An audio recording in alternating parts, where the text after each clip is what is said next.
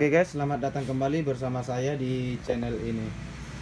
Nah, di atas meja saya ini terdapat satu unit televisi merek Sharp untuk ukuran 32 inch.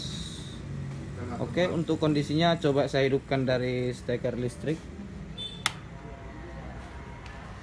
Untuk indikatornya sudah hijau. Ini berarti hijau menandakan televisinya sudah hidup. Nah, kondisinya seperti ini, tampilan tidak ada dan backlightnya menyala. Lihat, ada cahaya. Nih, jelas ada cahaya. Blank display, tidak ada gambar. Nah, untuk kasus seperti ini biasanya sering bermasalah pada motherboard atau EEPROM-nya, software. Bisa juga untuk IC MICOM, T-CON bermasalah, ataupun jalur KCF kupingan putus. Nah, seperti ini kasusnya. Tetapi kalau untuk masalah di EEPROM atau software, kita hidupkan pertama televisinya, pasti posisi standby. Posisi standby. Ini pertama yang kita hidupkan tadi langsung start, indikator warna hijau. Ini warna hijau masih. Jika rusak pada softwarenya, televisi ini tidak bisa kita standby-kan. Nah, di sini kita coba standby-kan dari remote. Ini seperti sobat lihat, untuk indikatornya sudah merah menandakan televisinya standby. Kita start ulang dari remote. Backlightnya menyala kembali. Yang berarti kemungkinan besar di softwarenya atau EEPROM-nya masih oke. Jadi untuk pastinya kita bongkar televisinya dan melakukan pengecekan tegangan untuk VCC T-CON. Oke, kita lanjut. Oke, ini dia untuk penampakan jeroan televisi Sharp-nya. Di sini ada power supply, T-CON-nya, T-CON panel, dan motherboard di sana. Nah, untuk tahap pertama pengecekan kita akan mengukur VCC ke T-CON. VCC tegangan 12 volt yang inputnya dari motherboard ke T-CON lewat fleksibel ini. Oke, coba kita ukur untuk VCC-nya. Nah, di sini untuk backlightnya sudah menyala. Kita ukur menggunakan avometer. Usahakan untuk digital biar lebih akurat. Ini groundnya kita tempel di body. Di sini ada fuse. Di sini biasanya untuk VCC input 12 volt. Di VCC input terukur 1,2 volt yang seharusnya 12 volt. Ini di seberang, kita ukur di seberang lagi. Mana tahu fuse-nya sudah ada tahanan. Ternyata masih sama, 1,2 volt. Oke, sekarang kita coba matikan unitnya. Kita copot untuk LVDS. Kita hidupkan kembali. Kita ukur langsung di LVDS. Kemungkinan untuk VCC bisa drop gara-gara di T-CON ada yang short. VCC nya paling pinggir tadi, pin paling pinggir nih.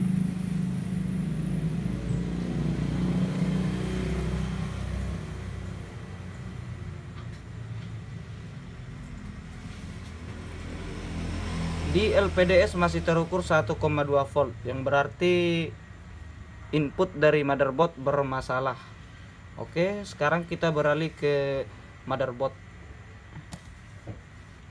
Nah, untuk jalur VCC input di motherboard berada paling kanan saya. Di sini ada 4 pin atau 4 jalur untuk VCC ke T-CON, yaitu 12 volt.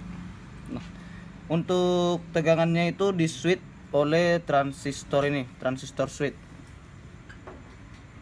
Kerjanya untuk nyut tegangan saat standby dan di power on. Di sini bisa jelas sobat lihat bahwa outputnya ada di kaki 3 ini, kaki nomor 2 paling ujung. Dan inputnya dari sini.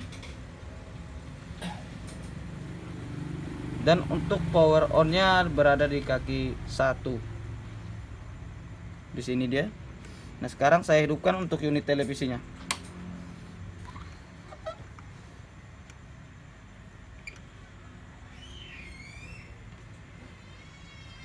Oke, untuk backlightnya sudah menyala. Ini bisa kita lihat di sini sudah menyala. Kita ukur tepat di kaki nomor 2 untuk jalur VCC ke Tikon. Nah, masih terukur 1,2 volt. Untuk inputnya kita ukur di kaki nomor 3, terukur 12 volt. Kaki nomor 1 untuk power on nya 1,2 volt. Input ada, output tidak ada. Nah, kemungkinan besar biasanya bermasalah pada transistor ini, transistor switch. Ini bisa rusak atau sering rusak gara-gara di Tikon ada yang short ataupun faktor umur komponen ini sudah limit. Nah, sekarang yang kita lakukan pertama-tama adalah mengganti transistor switch VCC ke panel ini. Nah, untuk mengganti transistor ini bisa kita ambil dari motherboard rusak yang umumnya paling banyak pada televisi sub. Karena di sini saya akan ambil dari PCB rusak ini. Ini sudah parah, makanya tidak diperbaiki jadi rusak. Saya akan ambil transistornya dari sini. Ini untuk sistem kerjanya sama, apalagi untuk jenis televisi yang sama, sub. Saya akan ambil ini. Sebenarnya dilangsungkan pun bisa, tetapi kalau masih bisa distandarkan, usahakan distandarkan. Kecuali tidak ada lagi mau dibuat, terpaksa. Oke, saya akan copot yang di PCB televisi sub yang rusak ini.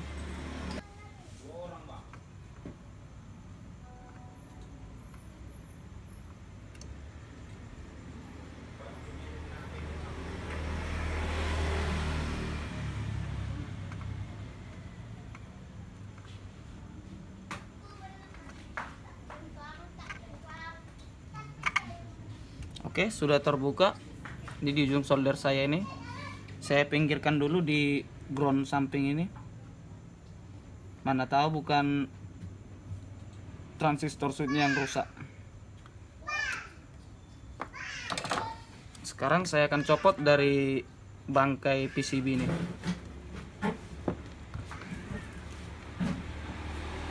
Ini pun untuk sistem kerjanya sama saja. Kaki nomor 2 untuk outputnya. Untuk nomor serinya beda sih, tapi cara kerjanya sama.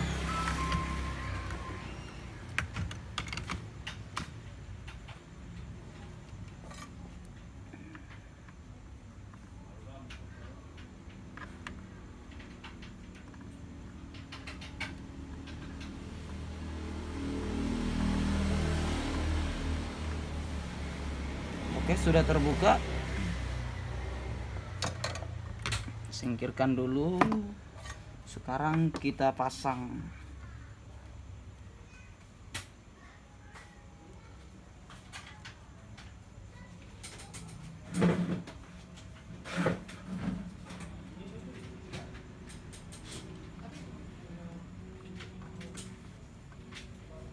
Oke, sudah terpasang. Kita bersihkan sedikit untuk bekas solderannya.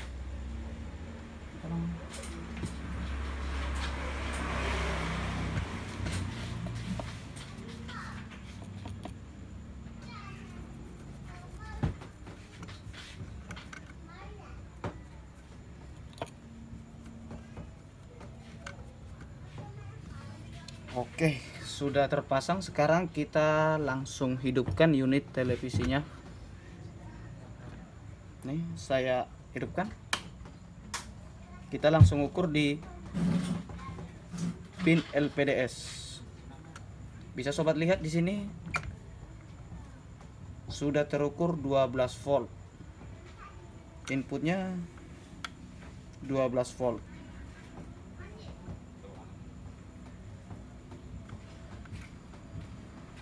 Sekarang kita langsung tes atau kita masukkan untuk LPDS nya yang kita buka di T-Con tadi. Ini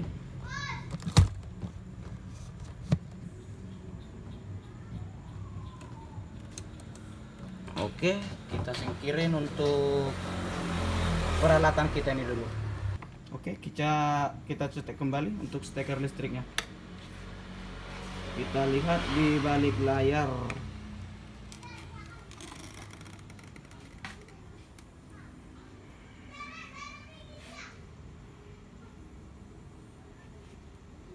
Belum ada apa-apa yang nongol, guys. Apa mungkin LPDS-nya goyang kali ya?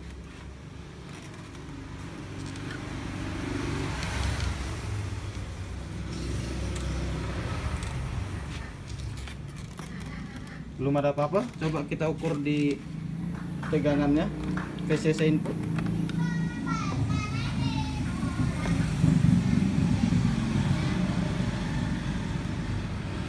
Sudah terukur 12 volt. Apa mungkin ada kerusakan lain? Coba ukur di VGH, VGL.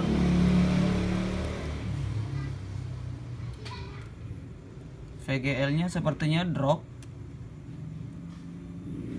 VGH pun tidak keluar, berarti di T-Con-nya pun masih bermasalah. Itu mungkin menjadi penyebab si transistor tadi rusak.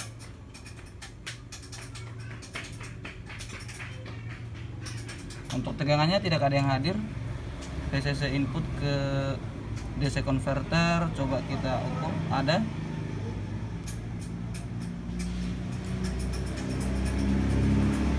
Nah, oke, di sini akan coba saya telusuri untuk penyakit T-Con-nya ini.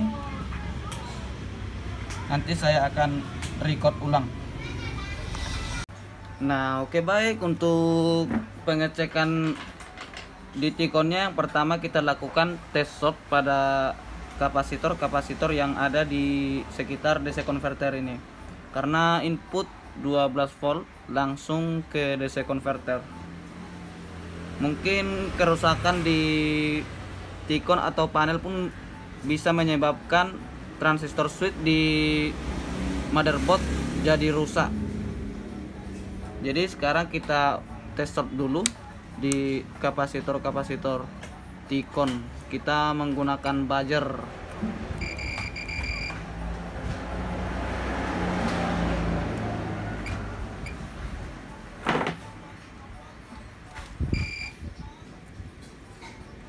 Biasanya jika sudah ada kapasitor short, rata-rata disinilah tempatnya, sekitaran DC converter.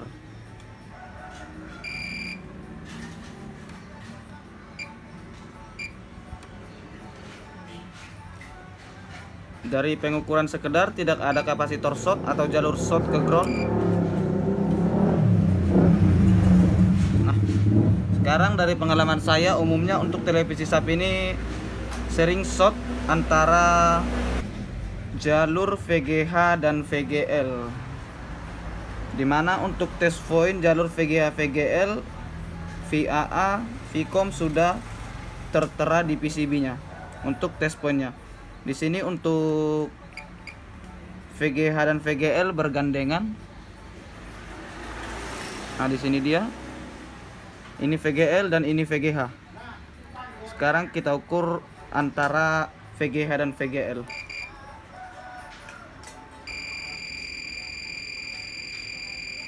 Di multimeter saya terukur 3,5 ohm antara VGH dan VGL.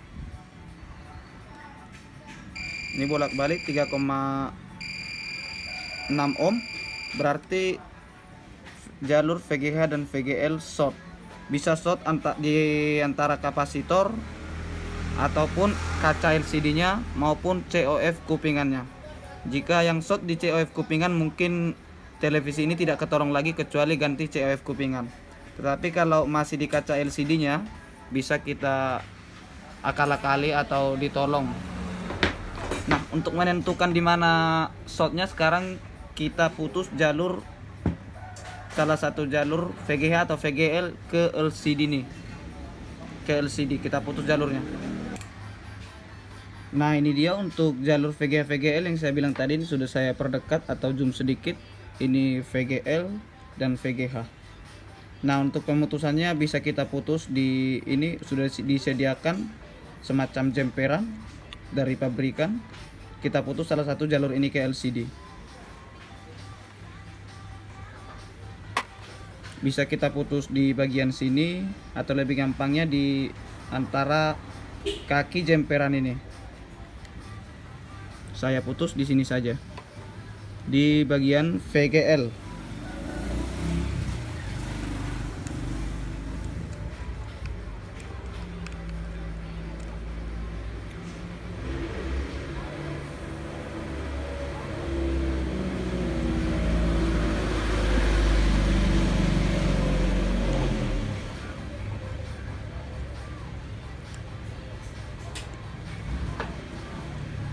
Saat pemotongan jangan terlalu dalam supaya jalur tengah tidak putus.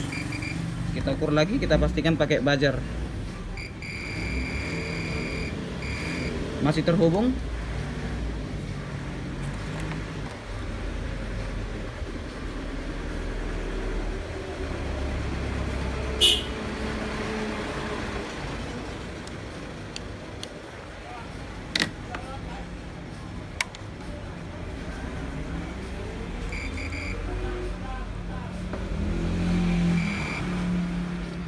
Oke, untuk salah satu jalur VGL sudah kita putus ke LCD. Jadi sekarang kita akan coba tes hidupkan televisinya, apakah tegangan untuk VGH, VGL dan tegangan lainnya keluar dengan normal. Kita lihat backlightnya di sini menyala. Oke, untuk backlightnya sudah menyala. Kita ukur untuk tegangan VGH, VGL tadi ya.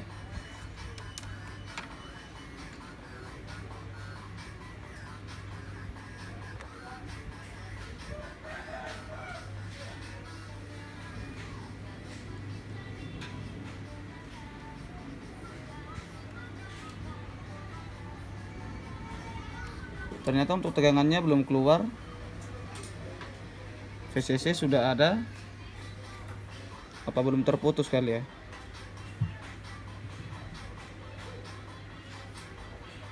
Coba kita putus dulu untuk kedua jalurnya VGH dan VGL. Ini untuk VGL-nya kita putus kembali di jemperannya juga.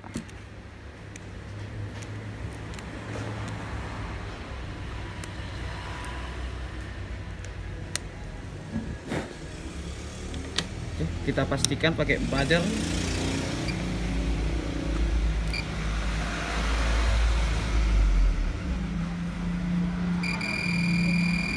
Oke, untuk jalurnya sudah terputus. Coba kita try hidupkan kembali.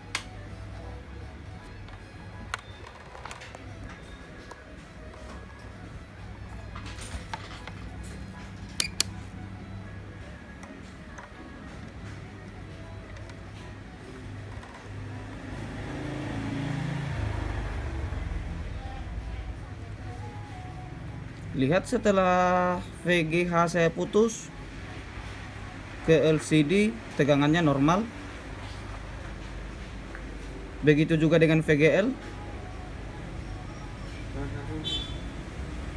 Sekarang coba saya sambungkan tegangan jalur VGL yang saya putus tadi. Hanya VGL saja ya.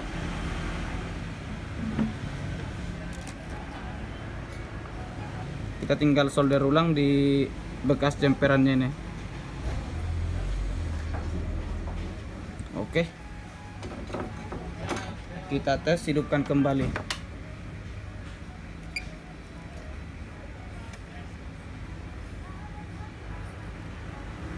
Oke, backlight sudah menyala.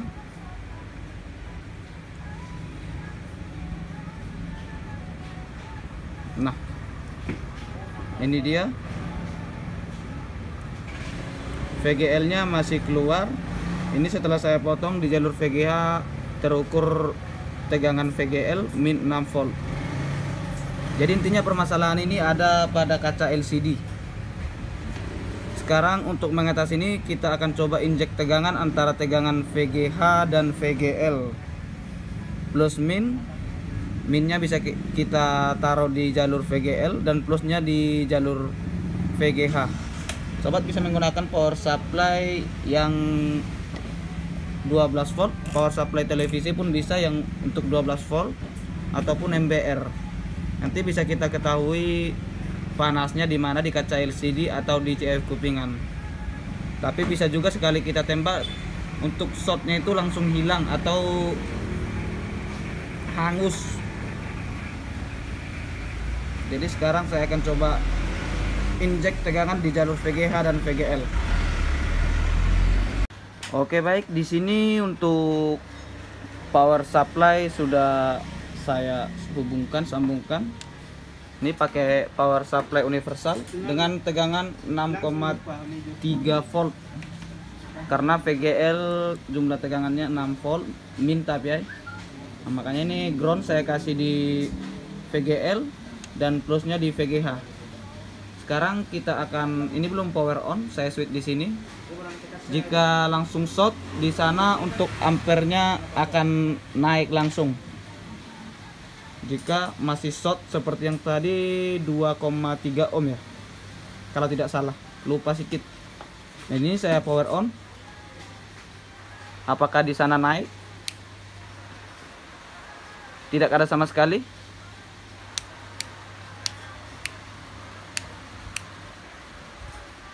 Sekarang kita coba ukur untuk tahanan antara VGH dan VGL.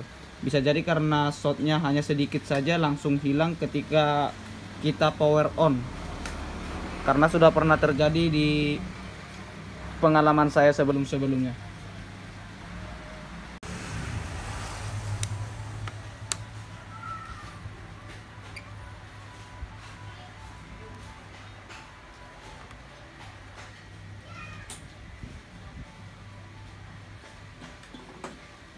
Oke, coba saya ukur pakai buzzer saja ya.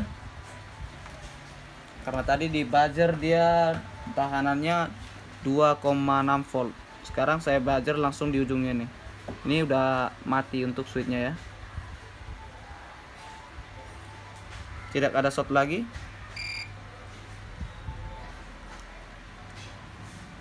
Coba kita ukur tahanan aslinya.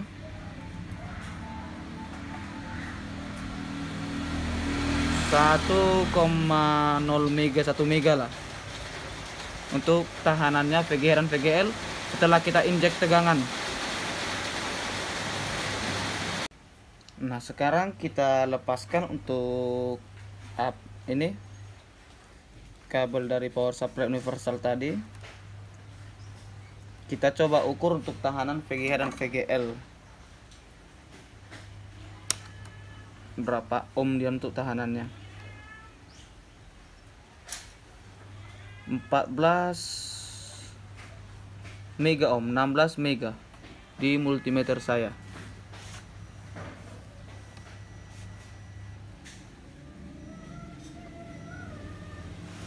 Tidak terlalu jelas.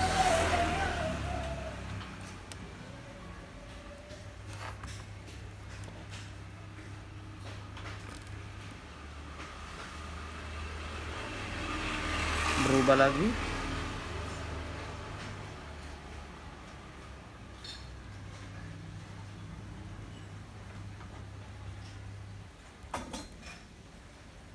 Ternyata 5 kilo.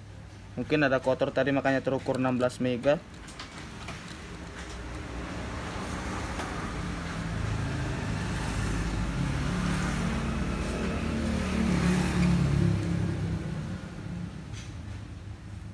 Sekarang saya akan jumper yang kita putus tadi. Baru kita tes hidupkan di VGH.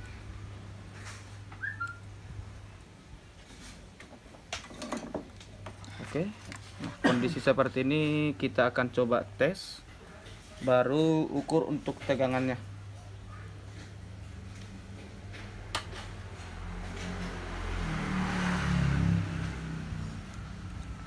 Di sini terdapat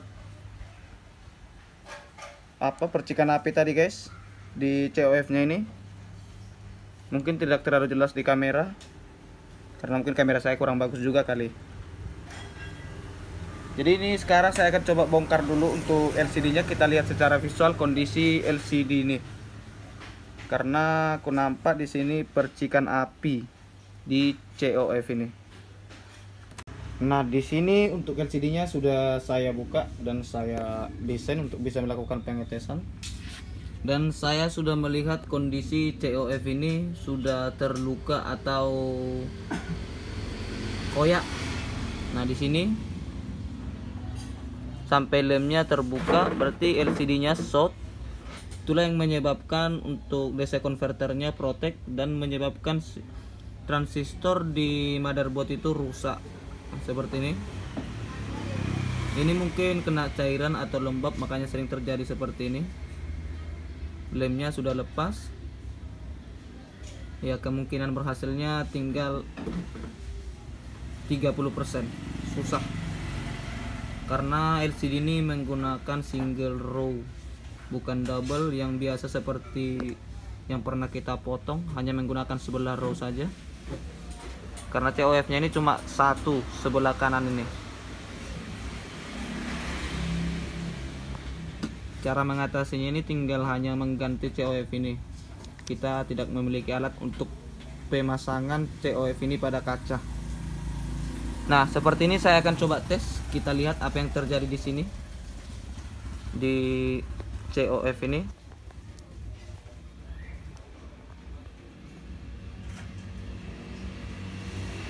Oke, saya tes hidupkan.